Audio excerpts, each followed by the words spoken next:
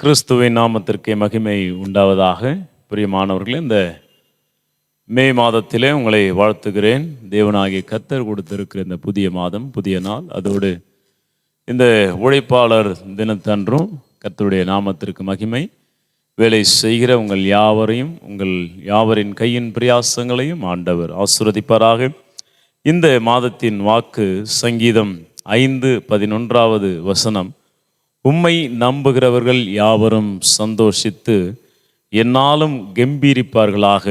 உம்மை நம்புகிறவர்கள் யாவரும் சந்தோஷித்து என்னாலும் கெம்பீரிப்பார்களாக.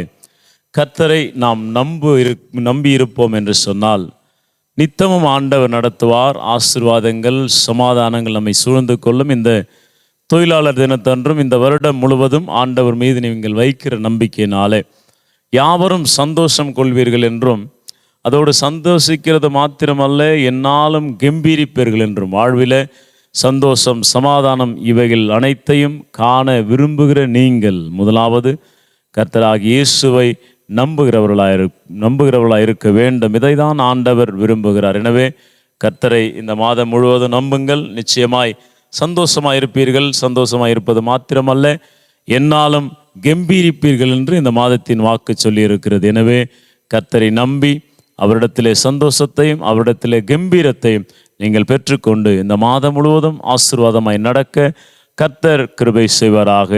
ஆமேன். கண்களை மூடி ஜெபிப்போம். நல்ல பிதாவே, இந்த நாளுக்காய் ஸ்தோத்திரம். கர்த்தர் இந்த மாதத்தையும் கொடுத்தீர்.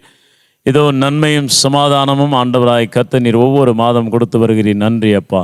உம்மை நம்புகிறவர்கள் யாவரும் சந்தோஷித்து இதோ கம்பீரிப்பார்களாக என்று வேத வசனம் சொல்லியிருக்கிறது. இந்த மாதத்தின் வாக்காய் பெற்றிருக்கிறோம். இதை பெற்று உம்மிடத்திலே சந்தோஷத்தையும் கம்பீரமாய் ஆண்டவர் இந்த வாழ்வை நடத்த கர்த்தர் கிருபை தாரும். இந்த மாதம் நன்மை, கிருபை, ஆசீர்வாதம் ஒவ்வொருவரையும் தொடரட்டும் என்று மீட்பர் இரட்சகர் இயேசுவின் நாமத்தின் வழியாக ஜெபிக்கிறோம் பிதாவே.